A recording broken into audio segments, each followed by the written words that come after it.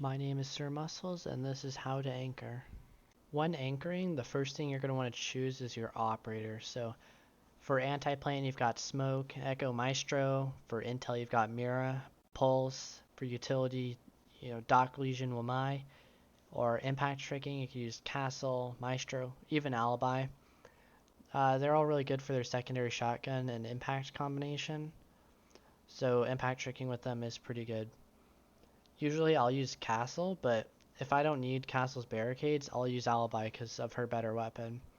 Although really, any operator you can roam with, but usually you'll see these guys anchoring. And a lot of them are pretty flexible too. And like with Alibi, you'll most likely see her roaming anyway. But I use her as an anchor. I don't usually ever use Alibi in any situation besides that. And by the way, this is my solo queue account, so that's why I don't have all the operators here, and I'm level 67. But anyway, I'm going to get into a custom game and talk about positioning.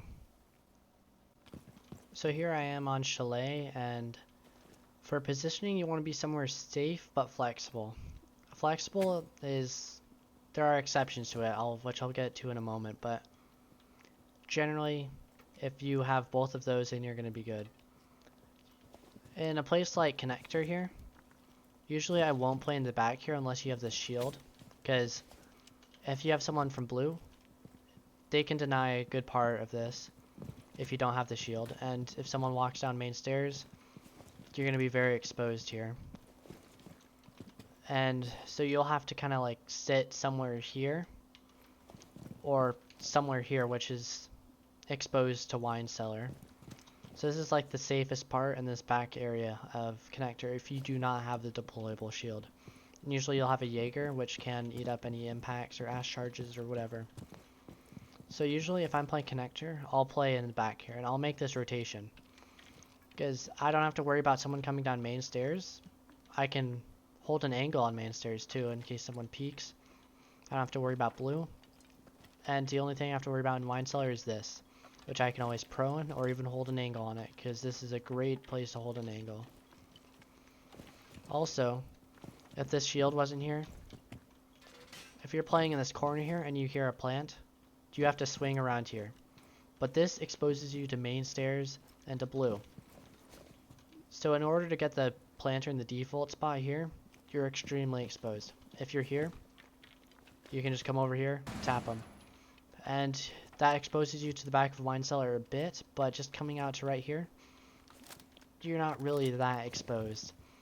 If they open the wall, someone might do some damage on you, but if you're just crouching too, you can get the default plant, and even if you die, stopping the plant and getting a kill is probably a good trade in most situations. If you're playing on main stairs, this can be a kind of a tough situation to play, but you're definitely very flexible. You can come all the way back here, and if you have to, you can rotate up these stairs, which if you don't have the intel, you probably shouldn't do that. But you can kind of, hold angle on blue, wait for someone to peek that, get a kill there, because they're not going to expect you to be all the way up there usually. Although they probably will check it. If I'm an attacker, I always check the spot. But usually I'm much more worried about connector and rotation. So if I'm coming all the way up here to peek onto this, I'm going to be, exposed in these two spots here. So I wouldn't count on an attacker checking up here every time, or at least very soon. Plus with this spot, you're not going to be exposed to wine cellar unless you're up here. Depending on the size of the rotation, I should say. And you can also get a nice angle on the open wall, or just wait for someone to walk in. If you're playing on over here in wine cellar, I like to do a strat. I have this set up. You open the floor here, and if you lie down, you can really pick at the attacker's health. Shooting their feet and shit. You can watch into the trench doorway. You can hold an angle on the door on either side. And it's really hard to get for the attackers to get you out of this position if you have an ADS or OMI or whatever. Because they can't get you out without a cap tower or a nade. If you don't peek, you're fine. And if they want to peek you, they're going to have to crawl and look at you, which is obviously a really bad idea because you're going to be able to shoot them before they can shoot you. And that's just an easy pick for you. Although if an ADS is burned out or you hear a frag or whatever, you're going to have to reposition. So when it comes to repositioning, you're going to want to hold an angle on where you're exposed. Maybe pre-fire and just kind of get to wherever you can get to. And also, an important thing to know as an anchor is when to peek. Too many anchors will peek the snowmobile garage or whatever, open the ball, or whatever, not knowing where the attackers are, not having the intel, because if you peek out here, someone could be there. They're already watching over here, so they're going to win just by clicking. If you peek out, someone could be behind either snowmobile, or they could be on the right side or left side. You don't know where they are, so do not peek it. Too many people die from peeking stupid things. But that doesn't mean you should always play passively. Playing passively is going to get you rushed and killed in a lot of situations. You need to know when to be aggressive. Like if someone's pushing you, if you're playing on these main stairs and someone's pushing you, if you know they're close, swing. Because you're going to get peeker's advantage, and you can also pre-fire it. You're just making the situation better for yourself. If you sit here and hold it, they're going to peek around here, get peeker's advantage, kill you. You're not going to be able to react fast enough in a lot of situations. If your opponent knows what they're doing, if they're decent at this game, they're going to be able to kill you. So know when to be aggressive. Like, if you're getting pinched from all sides, you know, if someone's coming from blue, wine, snowmobile, and these stairs even, or even the hatch too, you're going to have to be aggressive to get in a safer position. So if someone's coming down main stairs, swing, shoot them. You're now in a much safer spot. At least if you have the intel and know this area is clear, you're in a much better position than being in the middle of this room if you're playing on main stairs. Plus, you could come up here if you know where they're pushing from. If, say, there's already holes in the ceiling, you can kind of get an angle on people coming through wine. Maybe even potentially stop a plant depending on how this is all situated. But you can do a lot of damage if you just be aggressive one time and get yourself in better position. You can also prevent the push into blue. Once someone comes in from blue, you're going to be able to kill them easily. You're also going to want to be aggressive if you know the attacker's position and you know you have the advantage here. Like, say someone's coming down main stairs and I know they're coming down main stairs. I can peek. I know their position. It's an easy kill for me. Also, when it comes to playing passively, you're usually just going to be holding angles. Like, hold angles on where the attackers are going to be coming in. You know, if they come in from snowmobile, you're going to be able to shoot them here as they come in, and they're going to be entirely exposed. Or if you're holding an angle here, once they walk in, you just peek out a bit, and their whole body's going to be exposed right there. Or you can just wait for them to go for the default plant. Their whole body's exposed, so it's super easy for you, while they can only see maybe like your right arm and your head. And as an anchor, you're going to encounter a lot of vertical play. So if this hatch is open, or they've got holes above, here's, say if there's like this hole here. This wouldn't be a good spot to do this, but if you can hold a tight angle like this onto the hole in the ceiling, if someone peeks through that hole, you're going to be able to kill them easily. I wouldn't suggest doing it if you're like in a spot like this where they could come from any part of this hole. And if this hole's like bigger, if they've got holes here, if you're playing like this, you're exposed, they could come anywhere. You don't know where they're going to come from. So only do it if you've got a tight angle that you can hold on to these bars. Maybe like 1 or 2 bars, because if you hold it like this, you can easily flick if they come over here, or flick, but best situation is something like that. And you're going to have to move positions a lot. Repositioning because the vertical play is very common. So just, you know, say you're playing here, someone's right there. You've got to reposition pre-fire, try and get somewhere safer. You're not always going to be in a good position where you can just hold an angle on this ceiling. You can also, you know, use a nitro cell, just throw it up there. Hopefully get a good pick. If you have the intel, you can do that much easier. Or As an anchor, you also will lurk sometimes. Like, you're not always going to be directly in sight. I'll show that in a moment here.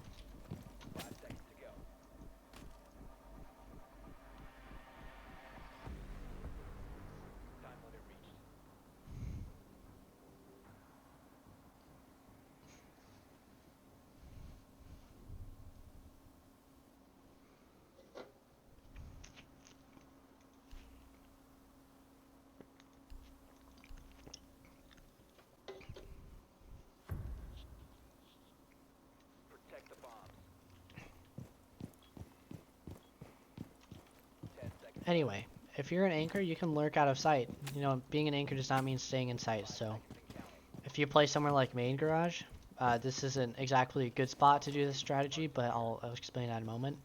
You know, people are going to probably come through here, so you can, you know, destroy a drone or two, waste 15 to 30 seconds minimum, maybe even up to 45 seconds, and you can just run back to site. They're going to have to re-drone it out, so that's wasting a lot of time for the attackers. But the reason doing it here isn't so great is because as you're running back to site, you're exposed to trench and these main stairs. So I would not suggest doing it there.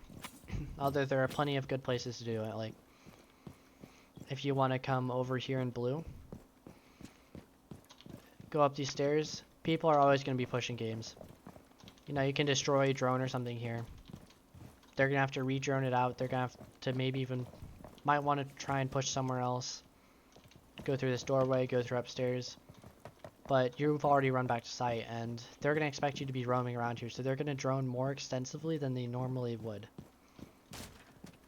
All while you're just back in sight, you're just chilling, you're fine.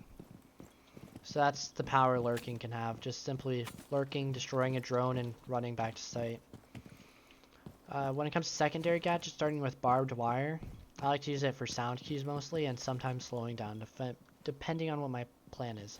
If you got a barbed wire here, just wait for the sound cue, pre-fire, peek, they're dead. Easy for you. If you got bulletproof cam, just holding it long hallways is usually good, or somewhere in sight that the attackers usually can't get to easily. So right there, that'll show all of sight and outside.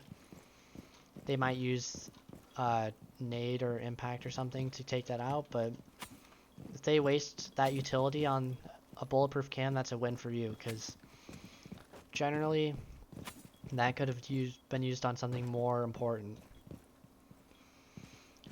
So just use bulletproof cams to watch long hallways or important areas like in sight that the attackers can't easily get to. Impact you use to make rotations. You know, if you make a rotation here, that'll usually help out your smoke a lot, because you know it takes a lot of time and ammo to make these holes and shit. Smoke players usually have to make a lot of holes. And for nitrocell, usually you'll save that for the plant. If you can throw a nitrocell out as they're planting, that'll delay time or in many cases get a kill. But you can throw one at the ceiling as mentioned earlier, or if you're hiding behind something that's safe. This isn't safe, but if you add a nitrocell, you wait for them to get closer, just toss it, and then boom. And for shield, I like to place one in connector here sometimes, if I'm playing connector, because that gives you the freedom to play in all of connector. But yeah, I already mentioned that, but just really use it for holding like crutch positions. Like if you're playing smoke's a pretty good anchor operator. If you're holding somewhere like around a corner or something, this is not a good spot to do it, but just for example, if you're holding around a corner, you can use your shotgun, you can peek out, you're going to know when they're pushing. So when they're close, you can just quick peek with your shotgun. And that's an easy kill for you. So hold positions that you really need to hold, just like places you can't lose, like blue. Because if an attacker takes this position, they can see into here. It's super powerful because you're behind a lot of the attackers, and that makes executing the plant right here much easier. Early round, you're going to be playing cams, making callouts, figure out what operators the attackers have. And on many maps, you're going to have the outside cams, and not all of them are going to get destroyed, because the attackers don't always spawn all throughout the map. Sometimes they spawn together or in two spots, so if this cam here isn't destroyed, you know they're going to go for an east push most likely.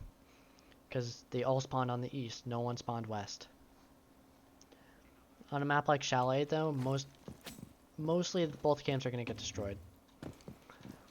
On other maps like Border, or Canal too, you're going to see that happen a lot. And you're going to know that no one's pushing in certain areas. You're going to know sometimes how many people are pushing from which direction, and so that'll help out your roamers a lot.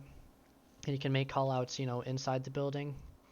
And this will help your roamers out if they're needing to, they're trying to get a flank, get some picks, or if they're rotating back to site. Like, if they know fireplace is clear, they are going to know that they can rotate back to site through these main stairs without having to worry about someone picking them off. Now, obviously, they're going to have to worry about other things, like other angles that could be held, but for the most part, they're going to feel pretty confident coming through here.